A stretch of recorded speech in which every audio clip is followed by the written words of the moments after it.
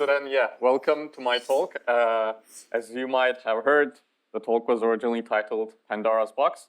The box is open now, and this is like the final iterated version of our paper, which we call the next frontier of MEV in decentralized finance. And this is a paper that we have written together with colleagues from Flashbots and Technical University of Munich and University of Lisbon. Some of them are actually TLDR fellows right now. And yeah, let's jump in. So what we know today, how price discovery happens, is that we have like off-chain centralized exchange, which have like relatively deeper liquidity than on-chain pools, which can then offer like lower fees or like higher trading speed because of their centralized infrastructure, which then makes sense that like price discovery happens there. And then the on-chain DEXs, which offer the same assets, has to follow this, which means that someone has to like conduct sex-DEX arbitrage, bringing them into like an alignment in terms of the prices. But hopefully in an on-chain world where like DeFi simply takes over CeFi with the liquidity shifting to DEXs, we expect cross-chain arbitrage between these DEXs to be the canonical mechanism to achieve price efficiency or like market efficiency in general. And this could indicate that you have like, as we have today, DEXs across multiple blockchains, but then we will have on-chain, cross-chain arbitrage to bring them into the parity to unlock market efficiency that we have today, which is right now like conducted by arbitrage against centralized exchange. So we want to look into this potentially core DeFi mechanism in an on-chain future and understand like the implications of this. And the study so far has usually focused on single domain MEV strategies and then more recently on sex-DEX arbitrage. But cross-chain arbitrage as like a subset of cross-domain MEV has seen like few attention. And we want to like fill this gap with a theoretical model. So although the session is empirical analysis, we also have some model today. And then also empirical evidence of actually how these cross-chain arbitrages are executed today. So we first take a step back and like classify cross-chain arbitrage into two broad categories that is like dependent on how you can execute them. So one of them is simply by holding inventory across the different chains that you want to arbitrage. And then as soon as an opportunity comes up, you can just instantly do like a buy on the cheaper chain and a sell on the more expensive one and profit from the spread between them. But of course, as our robot here notifies us, although this is like a fast strategy, like you can do this instantly because you have inventory everywhere, this has the cost of holding this inventory because like if you are arbitraging some risky assets, then you have to hold the risky asset until an opportunity comes up. And of course, if the prices are like fluctuating a lot or maybe like it's even like going down over time, then you're exposed to the risk of this just holding this asset. So although it's fast, you have to be aware that like you are exposed in this strategy. The other option for this is then to simply just have like the inventory on one chain, maybe with like a more stable asset. And then when an opportunity comes up, just do one leg of it, then bridge the assets to the destination chain, and then complete the arbitrage when you actually retrieve the assets. But of course, again, as our bot says, this is like a less risky, less sophisticated strategy, but you simply then have to like go through with the bridging process, which like if you are trying to arbitrage something like Ethereum and Polygon, it could go up to 20-25 minutes. So like, good luck doing that kind of an arbitrage. So based on these two broad strategies, then we first introduce a model which gives us the answer when you should hold inventory versus when you should bridge the assets and complete the arbitrage like that. So in our model, we have two markets on two chains. One of them is a constant product market maker. The other one we model right now as like an infinitely liquid market, because we assume that like when liquidity shifts on chain, yeah, the markets can act like the sexes today. But also in the appendix of the paper, we have a solution for two CPMMKs. But now we will go with like an infinitely liquid market on one side. We have two assets. One of them is a more stable one, which we use as the numeraire, the golden one, token A. And the green one, token B, is our risky asset. And finally, we have the prices on CPMM, which is just the ratio of the reserves. You see that there's a subscript T that denotes the time dependencies of the prices. And then on the infinitely liquid market, where like we expect the price discovery to happen, we assume that the price there, Q, is following a geometric Brownian motion with a percentage drift that's like less than 0 after the risk-free rate is subtracted.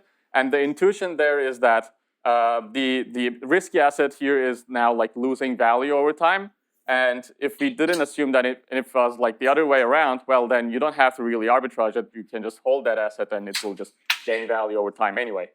And then finally, we introduced this small p notation that's like the relative ratio of the prices, which will be the indicator of our like arbitrage size. Okay, so then the next thing we assume is that the arbitrage opportunities come up following a Poisson process. That simply means is that like the prices are almost always at parity, but every lambda minutes, a large trade happens on the second market, which creates a fixed size arbitrage opportunity.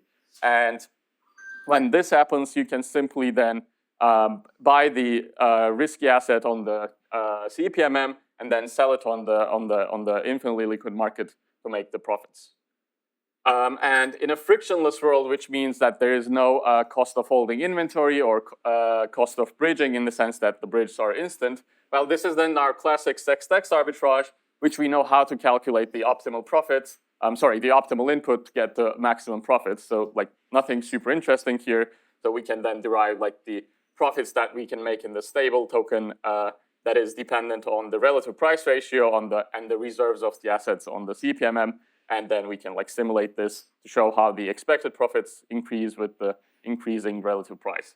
What is more interesting here is that the costs that's associated with cross-chain arbitrage. So one of them is non-instant bridging. That is like the uncertainty introduced by the bridging process. That is because we model this as a negative drift asset.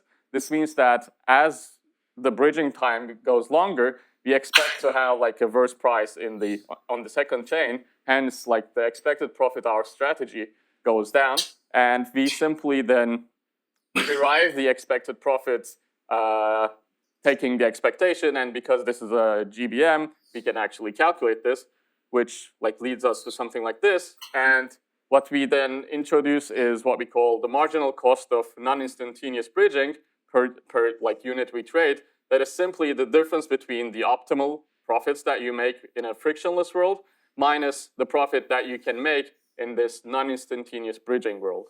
And we can see that with the increasing bridging time, this cost is increasing.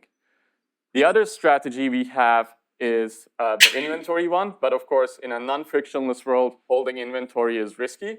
And we encapsulate this by the inventory that we want to actually hedge to sell on the second market. So this was the optimal amount to sell on the second market in a frictionless world.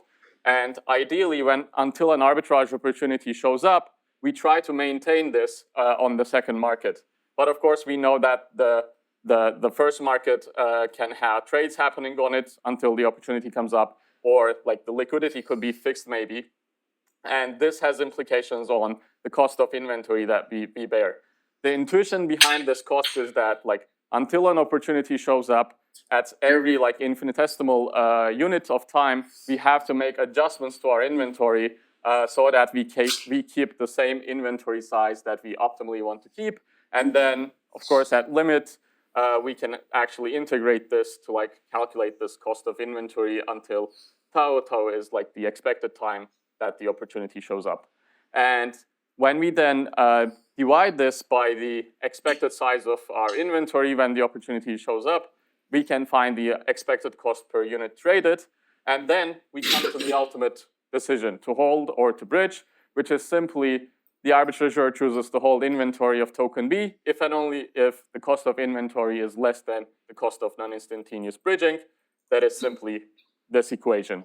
And depending on this, we can then actually calculate, like, if you want to hold inventory, then given a bridging time, what is the minimum needed arbitrage opportunity arrival rate so that going with the inventory strategy is more profitable? Or on the other hand, given an arrival rate, what is the maximum allowed bridging time so that doing a bridge arbitrage still makes the more sense?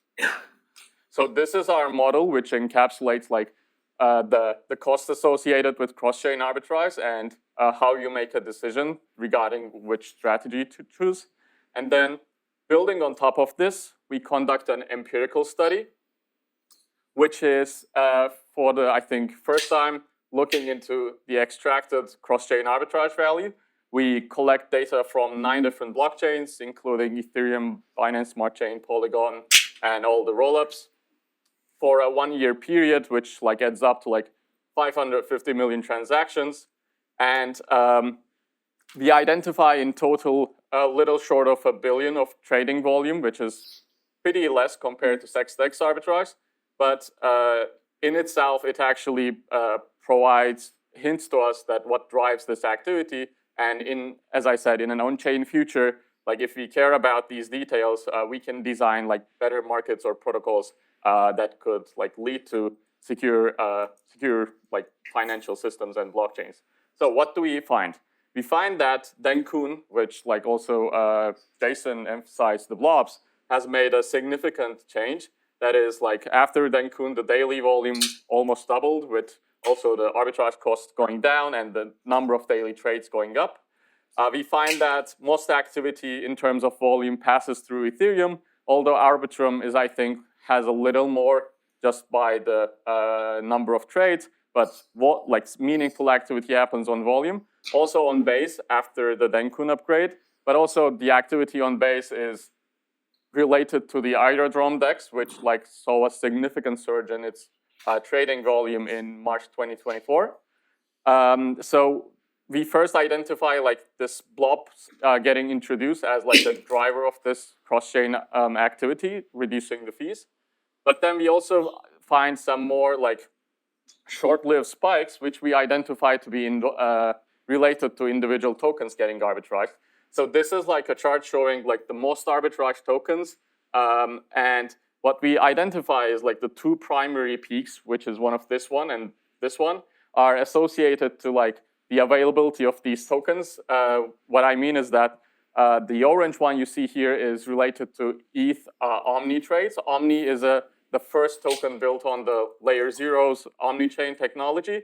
And when it's launched on a DEX for the first time in December 22nd, I think, it sees this huge increase in its cross-chain arbitrage volume. But a week after, it gets listed on a SEX and it dies off.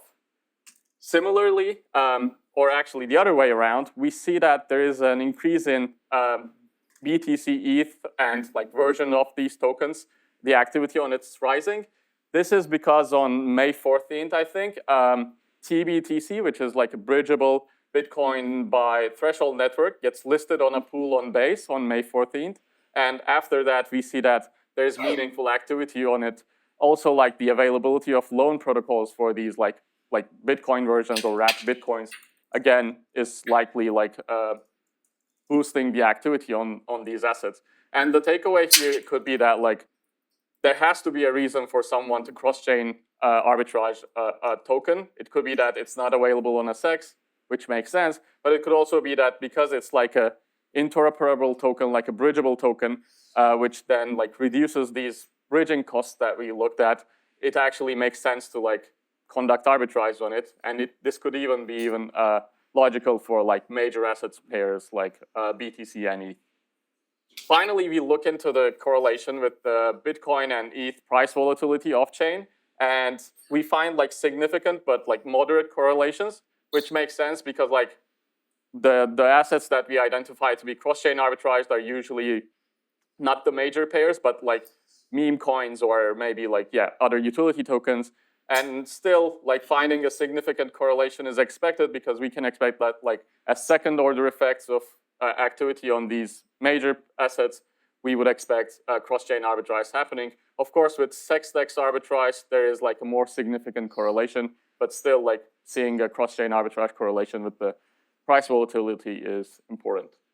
Then we look into like how these arbitrages are actually executed, and we find that 67% of them skip using a bridge, so they just use their existing inventory.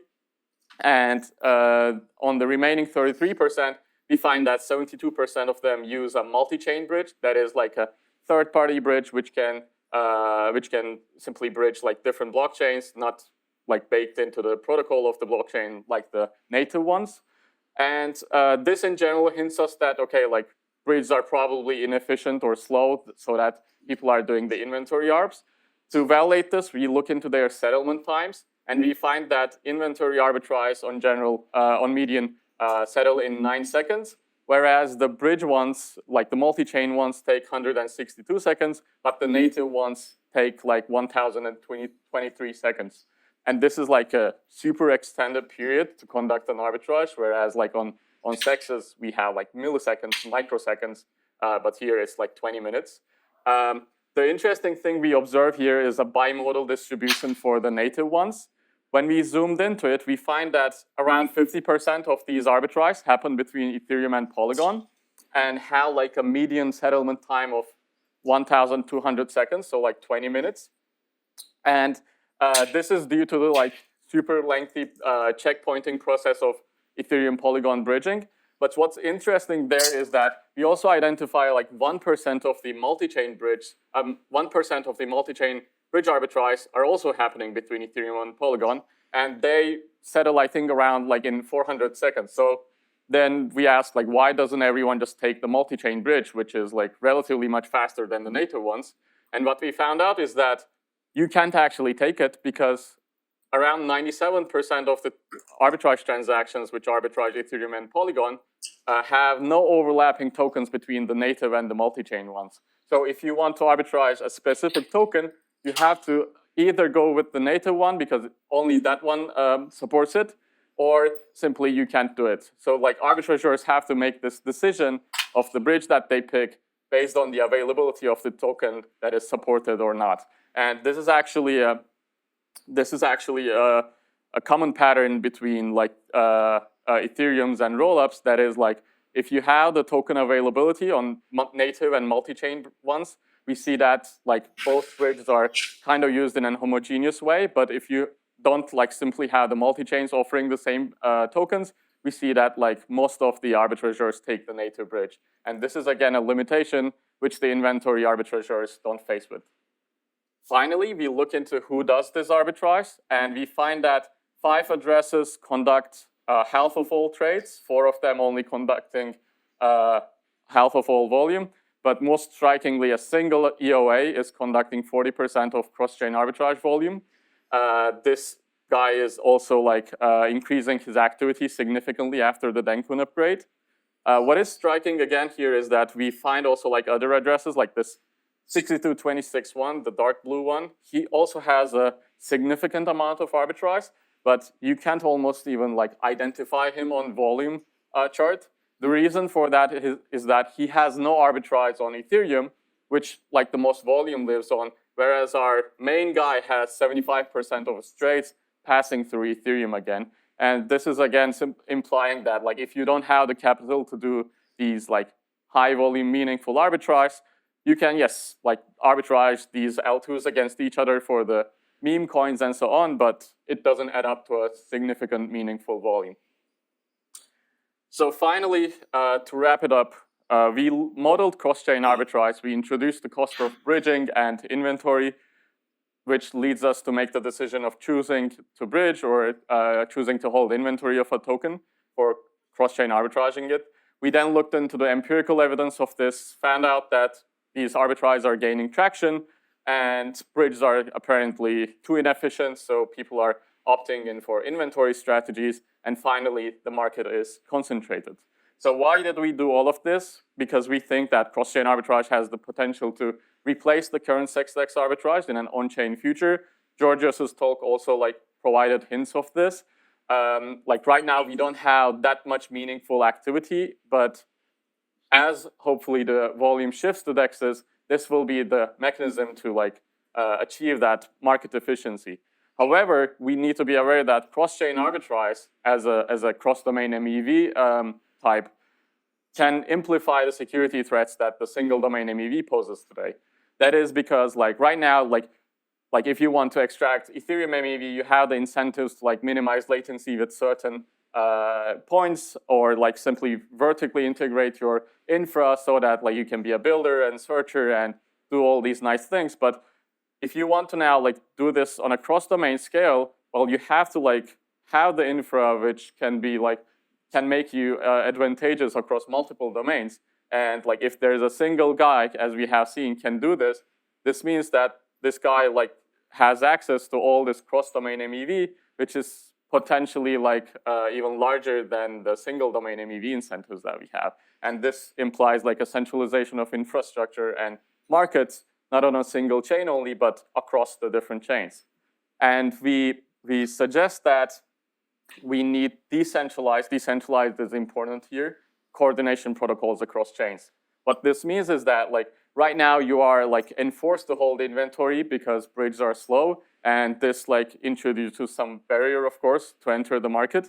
But if we can enable protocols which provide like cross-chain bridging, maybe cross-chain flash loans, but more generally some cross-chain preference expression, then we can actually like lower those barriers and just make cross-chain MEV in general more accessible. So like protocols like Swap for expressing intents that go beyond a single chain, or shared sequencing solutions to like enable these atomic cross-chain executions are like good steps towards this. But we need to come back to this decentralized point, because without this, like we are now creating a single point that is like the ultimate place to unlock all cross-domain MEV, and we want to avoid this, or in a sense, we want to enable this, but make sure that like, I don't know, it runs inside a TE or decentralized in a sense, so that it doesn't become this like ultimate latency hub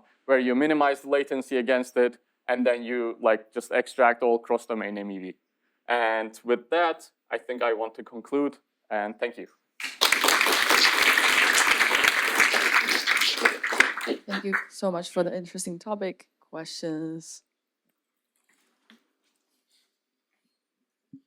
Super cool talk. Love the data portion. Sounds like a nightmare to go and tag all this stuff as like a cross-chain transaction versus not. How do you guys go about that? Yeah, we detail the methodology in paper, but it's a mess.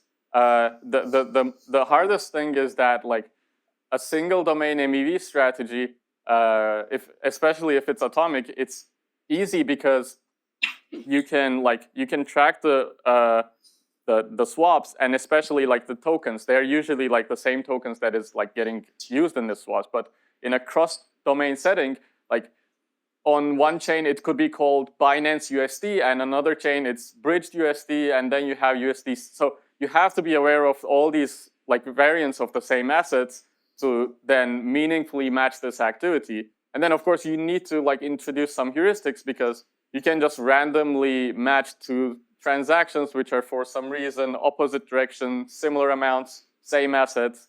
But then like when you introduce some heuristics based on like the temporal window and like who conducts them, you can get some lower bounds. But I'm pretty sure like we are missing like a lot of activity here. We just wanted to go with like a lower bound. But yeah, it's a mess. So probably a bad question then, but like how confident are you in like the data? I guess like missing a lot of transactions, not tagging a lot. Like I think what we have is pretty, like we have the true positives.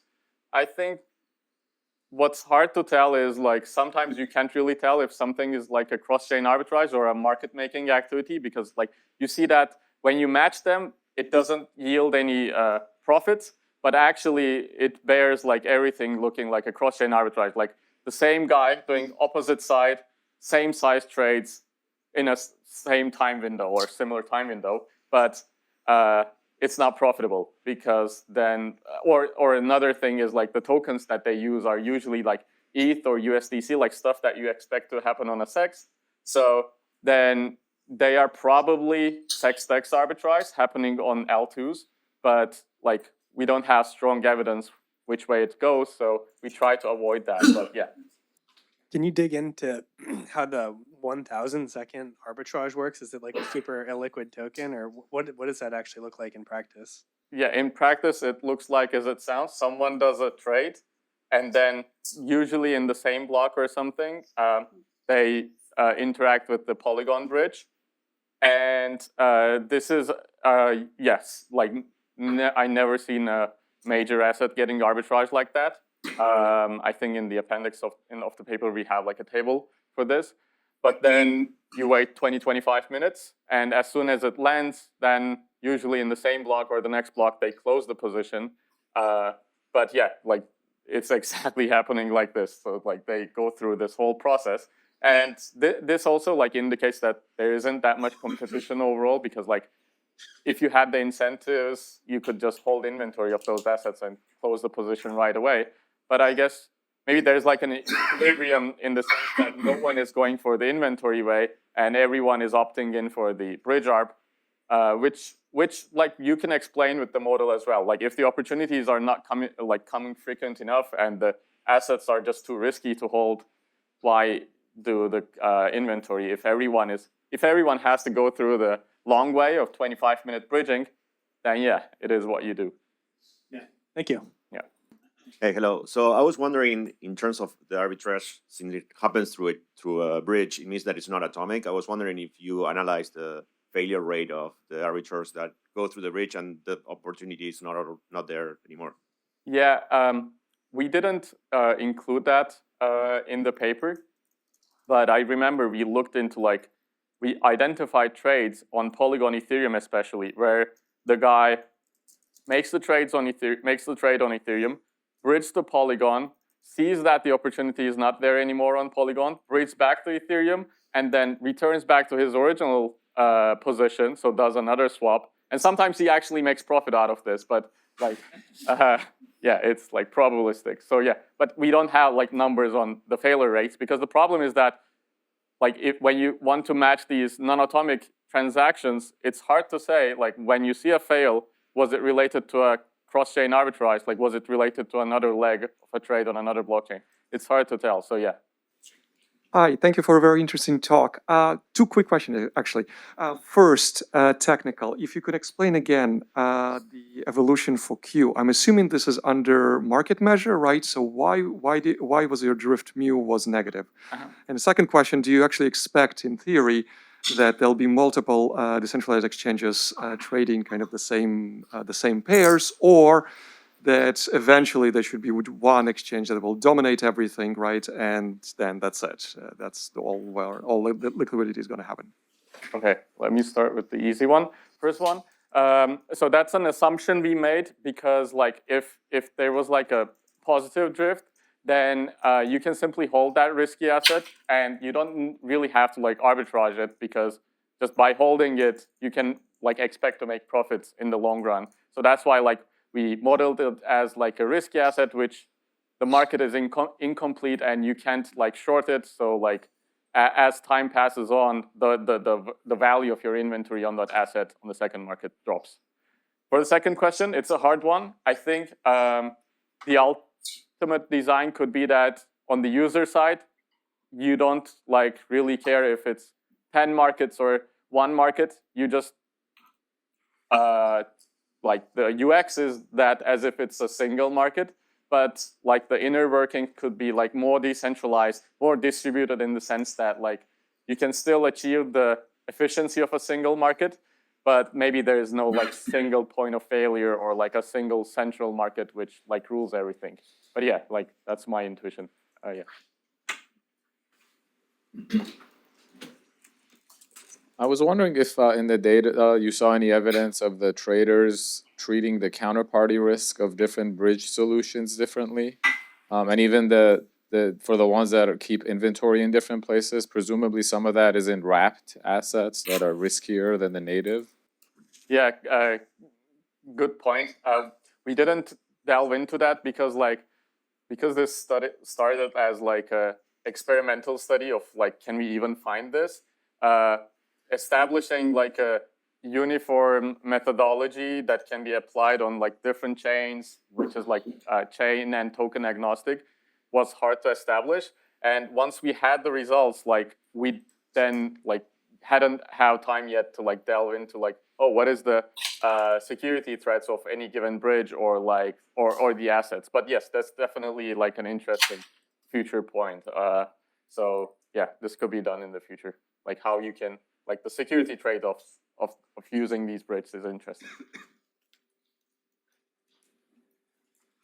One more question, then we should wrap up this one. Hi. I'm curious about if you have take a chance to look at the activities on other chains like Phantom and Solana.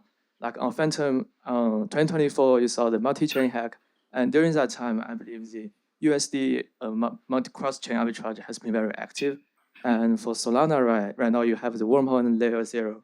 You can do the arbitrage. So I'm curious if you have looked into the activities on these two chains.